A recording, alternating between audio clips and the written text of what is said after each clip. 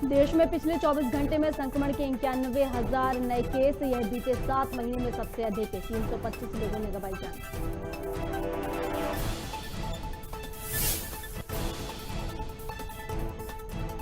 रायपुर में 8 जनवरी को होने वाली स्वच्छता रैली स्थगित। कम्युनिटी स्प्रेड के मुहाने पर आया प्रदेश। बुधवार को मिले 1615 संक्रमित।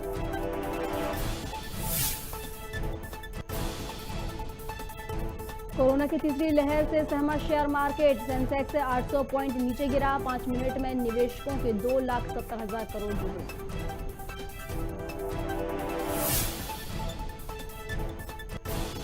पन्ना टाइगर्स रिजर्व में खुशी की लहर। बाघिन ने पहली बार दिया 2 शावकों को जन्म। मां के साथ चहलकदमी करते नजर आए शावक।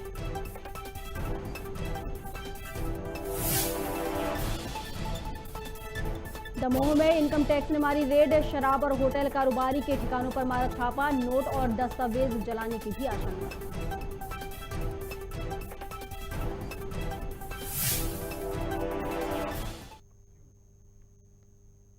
नमस्कार, खबर भारत देख रहे हैं आप। मैं हूं आपके साथ प्रियंका। चलिए बढ़ते हैं खबरों की ओर।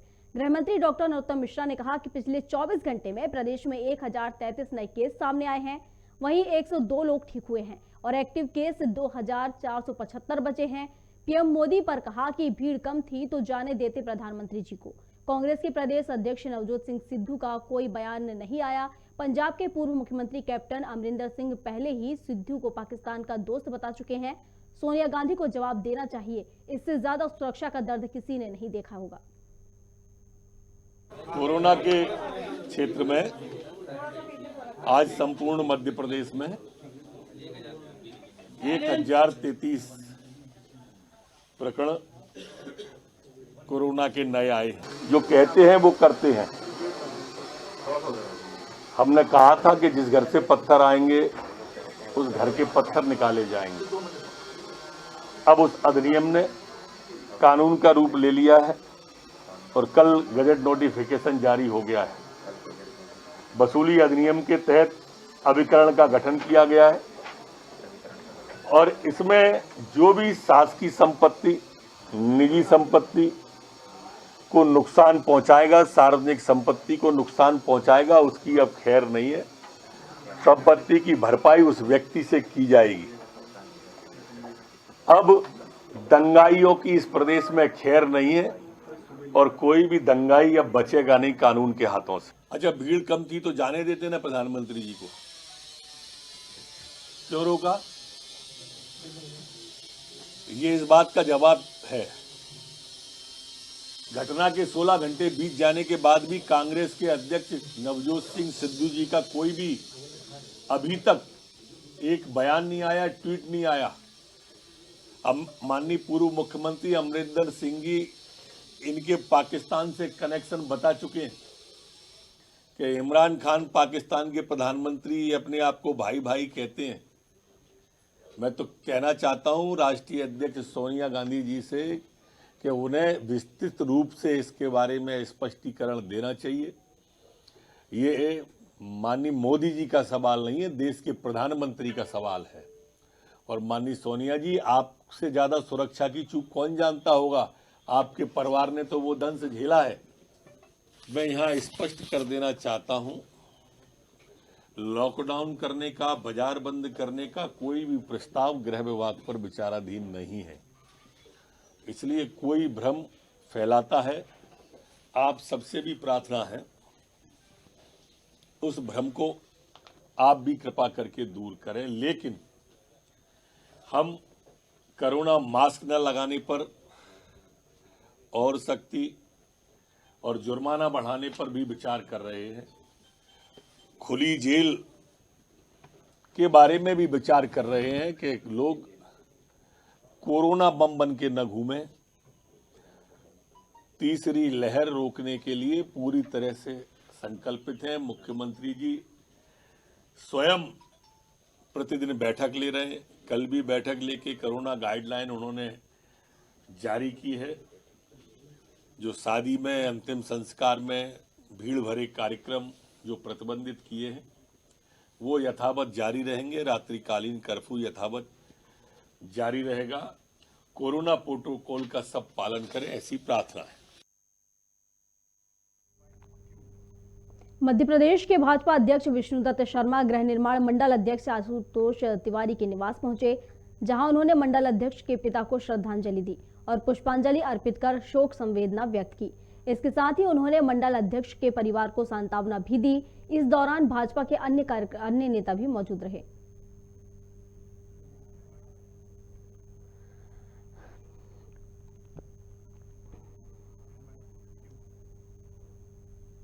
मध्य प्रदेश की राजधानी में गुरु नानक के कार्यकर्ताओं ने पंजाब के मुख्यमंत्री चन्नी का पुतला दहन किया और मुख्यमंत्री को चूड़ियां भेंट कर घटना की निंदा की और कहा कि प्रधानमंत्री का अपमान देश की जनता का अपमान है। वहीं उपाध्यक्ष भगवान दास ढालिया ने राष्ट्रपति और गृह मंत्रालय से कांग्रेस सरकार को बर्खास्त करने की मांग की है। यह प्रदर्शन मंडल अध्यक्ष राकेश कुकरेजा के नेतृत्व में किया गया। मुर्दाबाद मुर्दाबाद चन्नी सरकार शर्म करो शर्म करो शर्म करो चन्नी सरकार शर्म करो शर्म करो शर्म करो चन्नी सरकार हाय हाय। हम चन्नी सरकार का विरोध करते हैं और यहाँ पर उनको चूड़ी भी भारतीय जनता पार्टी गुरु नानक मंडल के माध्यम से कांग्रेस सरकार की चन्नी सरकार को चूड़ी भी कोरियर के माध्यम से भेजेंगे। मुर्दाबाद मुर्दाबाद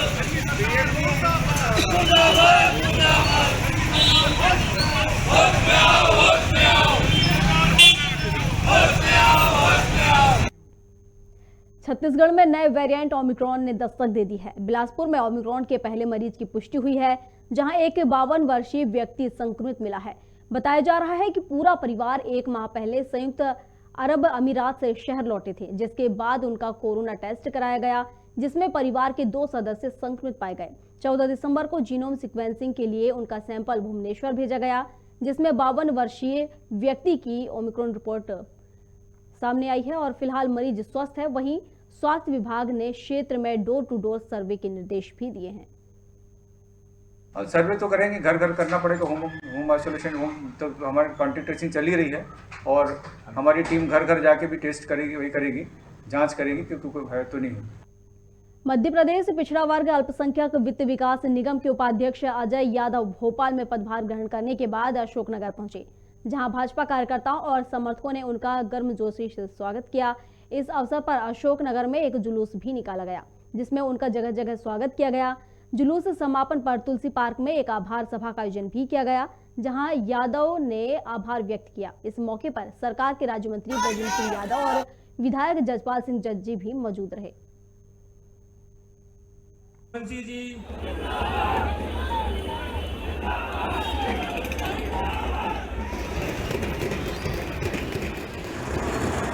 भोपाल के मध्य क्षेत्र विधायक आरिफ मसूद के सूर्य नमस्कार से इनकार करने पर संस्कृति बचाओ मंच ने विरोध जताया है। मंच अध्यक्ष चंद्रशेखर तिवारी ने कहा कि चुनाव के समय आपने मंदिर में माथा टेका, हनुमान जी का तिलक भी लगाया, अब मुस्लिम पर्सनल लॉ बोर्ड ने आपको अनुमति दे दी थी। वहीं अध्यक्ष ने कहा कि सूर्य हमारे देवता हैं, तो क्या आप सूर्य की किरणें लेना बंद कर देंगे? वरुण हमारे जल देवता हैं, तो क्या आप पानी पीना बंद कर सकते हैं? भोपाल मध्य क्षेत्र के विधायक आरिफ मसूद द्वारा सूर्य नमस्कार का जो विरोध किया गया, संस्कृति बचाओ मंच उसका विरोध करता है। आरिफ मसूद कहते हैं पर्सनल लॉ बोर्ड में हमारे नियम अनुसार सूर्य नमस्कार में जो वक्तव्य दिया जाता है या जो बोला जाता है वो हमारे मुस्लिम धर्म के अनुसार उचित नहीं है, इसलिए हम सूर्य नमस्कार नहीं करेंगे। और हमने जो है हाई कोर्ट में याचिका भी लगाई थी, उसमें यह कहा गया कि आप स्वैच्छिक करें, जिसको पढ़ना, जिसको सूर्य नमस्कार करना हो वो करे और जिसको नहीं करना हो वो ना करे। मैं आरिफ मसूद से यह पूछना चाहता हूं, जो कि ओवैसी के बहुत बड़े समर्थक हैं और अपने आप को कट्टरवादी मुसलमान घोषित करने का प्रयास करते हैं, वो मध्य विधानसभा के विधायक हैं, जनप्रतिनिधि हैं। केवल मुस्लिमों ने उन्हें नहीं चुना है, उन्हें हिंदुओं ने भी चुना है।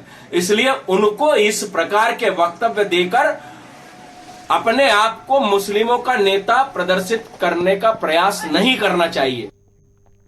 आलोट क्षेत्र में एक बार फिर चोरी की वारदात हुई, जहां एक अनाज व्यापारी से दिन दहाड़े उसकी दुकान के अंदर घुसकर लूट की वारदात को अंजाम दिया गया। जानकारी के मुताबिक 2 नकाबपोशों ने घटना को अंजाम दिया है। वहीं लूट की राशि 4 लाख रुपए बताई जा रही है। पुलिस ने अज्ञात लुटेरों के खिलाफ मामला दर्ज कर उनकी तलाश शुरू कर दी है। बड़ा भाई है लोकेश झंडी, जो कि पेमेंट बांटने के लिए पहुंचा था। 2 लोग मुंह पर कपड़ा बांधकर शायद एक अपने ब्लैक शर्ट और ब्लू शर्ट में आए। उन्होंने आते ही पहले उसको बातों में उलझाया, देसी कट्टा दिखाया और एक ने उसका हाथ पकड़ लिया। गले में जो पैसे रखे थे वो निकाल के, और जो बड़ा भैया वहाँ पे था उसको अंदर गिर के वहाँ से भाग निकले। कितने रकम की लूट हुई है? 4 लाख रुपए के लगभग का हिसाब था। अभी आपने पुलिस को सूचना करी? हाँ, सूचना करी। हम लोग कैमरे भी खंगाल रहे हैं। 2 टीम अलग अलग तीनों सीमाओं पे नाकाबंदी भी हो गई है।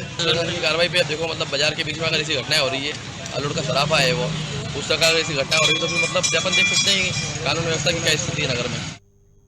सुजालपुर मंडी थाना पुलिस ने 28 दिसंबर को जामनेर में मिली एक हेल्थ केयर क्लिनिक संचालक डॉक्टर की रहस्यमयी मौत की गुत्थी को सुलझा लिया है। एसडीओपी ने मीडिया को बताया कि डॉक्टर ने मानसिक दबाव में आकर जहर खाकर अपनी जान दी थी। जांच के दौरान मृतक डॉक्टर की कार से मोबाइल कॉल की डिटेल्स मिली, जिसमें सुसाइड नोट में 2 आरोपियों द्वारा धमकाने के आरोप लगाए गए थे, जिसके आधार पर पुलिस ने आईपीसी की धारा 306 और धारा 34 के तहत अपराध पंजीबद्ध कर दिया है।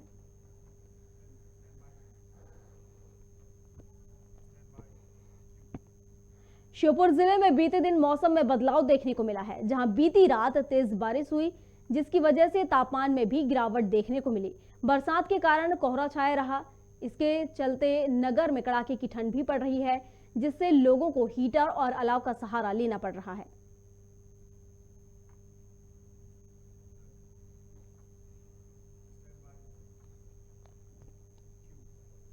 पूरे देश के साथ साथ आज पन्ना जिले में भी 15 से 18 वर्ष के बच्चों को वैक्सीन लगाई गई। बता दें, जिले में कुल 145 केंद्रों पर 15 से 18 वर्ष के किशोर बच्चों को कोविड वैक्सीन लगाई गई।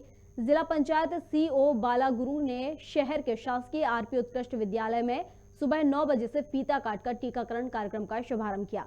इसके बाद बच्चों को कोवैक्सीन की प्रथम डोज लगाई गई। जिला पंचायत सीईओ द्वारा कोविड प्रोटोकॉल और व्यवस्थाओं का जायजा भी लिया गया होगा, क्योंकि यहाँ हमारा नियमित टीकाकरण की टीम अलग है, तो हमारा आरआई भी डिस्टर्ब नहीं होगा। और शिक्षा विभाग से हम समन्वय स्थापित कर कल भी पन्ना के स्कूल जो अर्बन एरिया के हैं वो कवर करेंगे। हमारा सभी से ये अनुरोध है, आग्रह है कि कोविड संक्रमण दूसरे जिलों में भी फैल रहा है और धीरे धीरे उसकी गति ओमिक्रॉन के केसेस मिल रहे हैं। पन्ना जिले में अभी ऐसे कोई डरावनी स्थिति नहीं है, लेकिन जो भी अभी भ्रांतियों में पड़े हुए हैं, जिन्होंने एक भी डोज नहीं लगवाया या सेकंड डोज लगवाने से बच रहे हैं, या बच्चों को नहीं जो है जन जागरूकता है, तो वो बच्चों को अभी संक्रमण फैलने से पहले ही सुरक्षित कर लें और सभी अपना सेकंड डोज और जिनका फर्स्ट डोज है वो लगवाना सुनिश्चित करें, क्योंकि वैक्सीनेशन ही एक ऐसा मेन हमारे पास जो है उपाय है जिससे हम वैक्सीनेशन 2 गज की दूरी और मास्क लगा करके इस संक्रमण से बचा जा सकता है।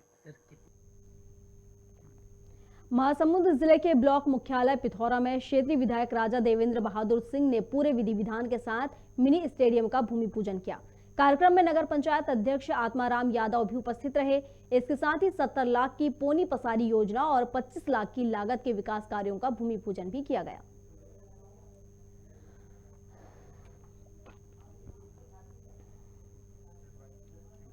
उमरिया जिले के नरोजाबाद अंतर्गत छपरी पेट्रोल पंप के पीछे नाले में एक व्यक्ति की लाश मिली है। प्रथम दृष्टया से लाश 3 से 4 दिन पुरानी लग रही है। नरोजाबाद पुलिस ने मौके पर पहुंचकर जांच शुरू कर दी है। लाश के पास एक साइकिल भी मिली है। अभी तक लाश की शिनाख्त नहीं हो पाई है।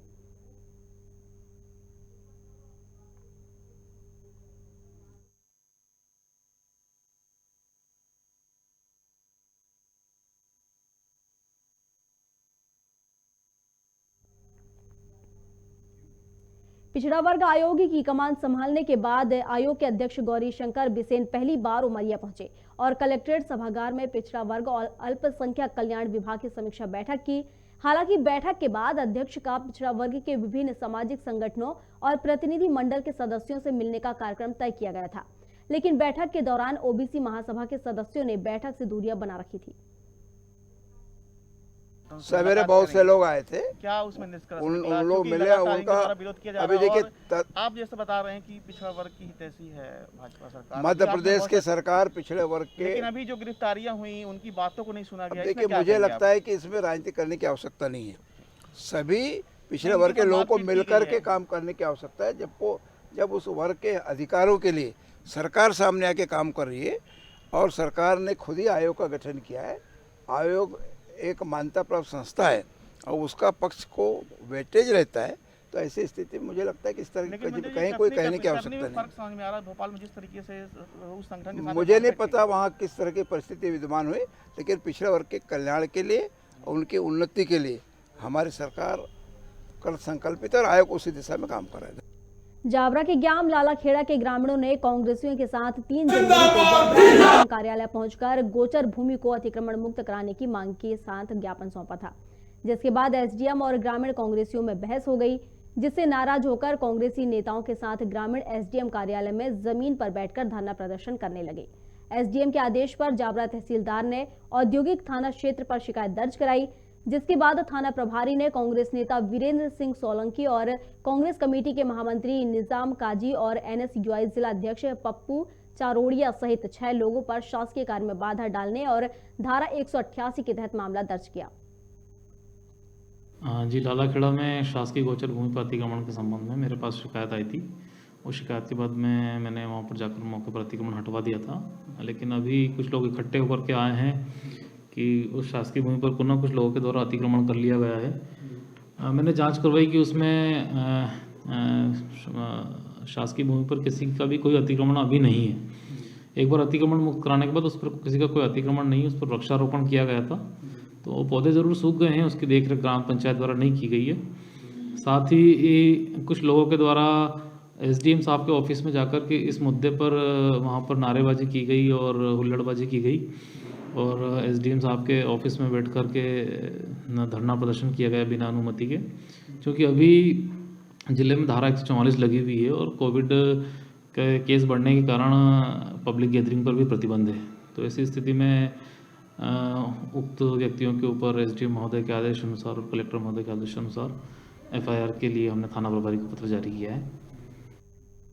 नरसिंहगढ़ के ग्राम लसूडिया हाजी लश्करपुर में चल रही 7 दिवसीय श्रीमद् भागवत कथा का आनंद लेने आसपास के गांव सहित दूर दराज से भी लोग बड़ी संख्या में कथा सुनने पहुंच रहे हैं, जहां कथावाचक दुलीचंद्र नागर द्वारा भागवत कथा का रसपान कराया गया। वहीं ग्राम लसूडिया हाजी में भी देवनारायण कथा का आयोजन किया जा रहा है।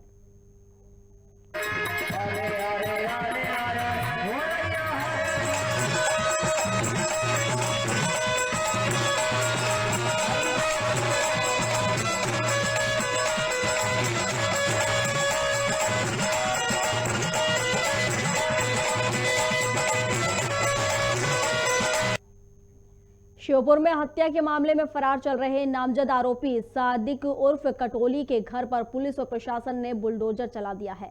श्योपुर प्रशासन की टीम ने पुलिस टीम की मौजूदगी में आरोपी का मकान धराशाही कर दिया। सादिक मर्डर, ब्लैकमेलिंग और बसों में आगजनी का आरोपी बताया जा रहा है। आरोपी पर पुलिस ने 10,000 का इनाम भी रखा है।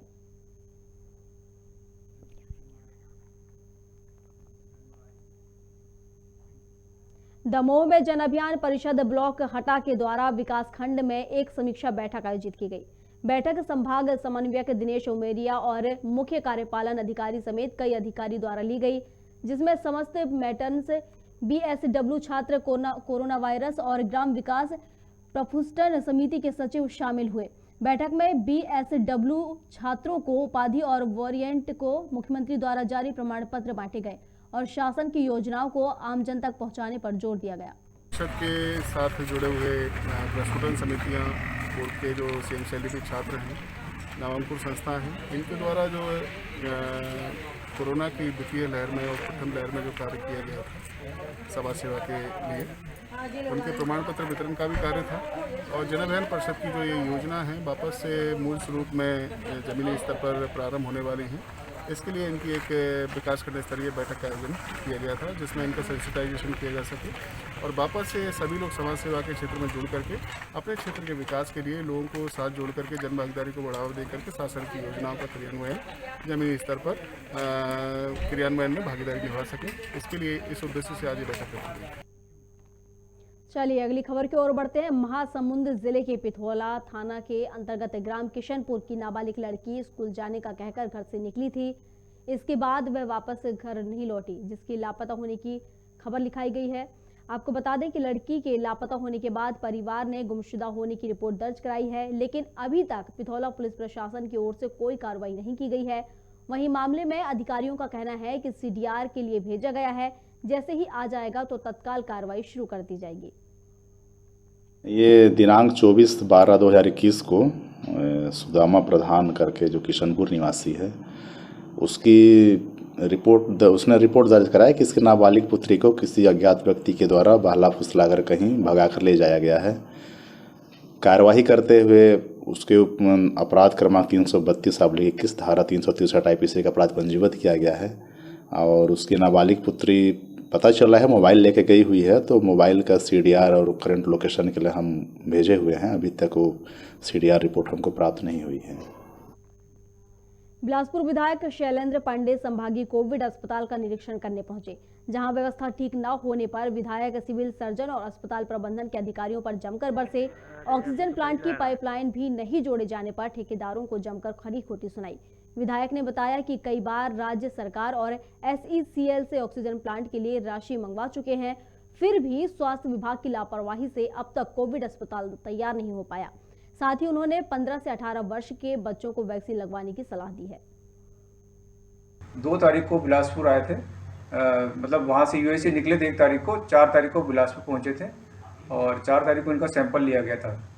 4 तारीख को सैंपल लेके उसके बाद फिर 7-8 दिन बाद जैसे गाइडलाइन है उस अनुसार से 8वें दिन फिर सैंपल लिया गया, जिसमें पॉजिटिव इनकी मिसेज पॉजिटिव आई और इनका जो सैंपल रिजेक्ट होने के कारण इनका 15 तारीख को फिर सैंपल लिया गया। उस 15 तारीख सैंपल 20 तारीख को हमने उसको WGS टेस्ट करने के लिए भुवनेश्वर भेजा। तो अभी आज हमें वो रिपोर्ट मिली है कि वो पॉजिटिव आए हुए हैं। पहली लहर में 4.5 करोड़ रुपए दिलवाया, हर बार पैसा दिलवाते हैं, साल भर हो गया है, यहाँ पर ना ऑक्सीजन की पाइपलाइन डली है, ना यहाँ पर मरीज भर्ती किए जा रहे हैं। यहाँ पर हो क्या रहा है जिला अस्पताल में, जबकि ये डेडिकेटेड कोविड अस्पताल है। कलेक्टर साहब रोज मीटिंग करते हैं, CMHO साहब रोज मीटिंग करते हैं, रोज मीटिंगें हो रही हैं, लेकिन काम नहीं हो रहा है यहाँ पर। उसके बाद आगे चल के जो समस्या आने वाली थी, वो समस्या ये थी कि यहाँ पर पिछली बार 2-3 बार मरीज शिफ्ट करने पड़े थे। खबर भारत में खबरों का सिलसिला लगातार जारी है। अधिक अपडेट्स के लिए आप बने रहिए हमारे साथ और देखते रहिए खबर भारत। नमस्कार।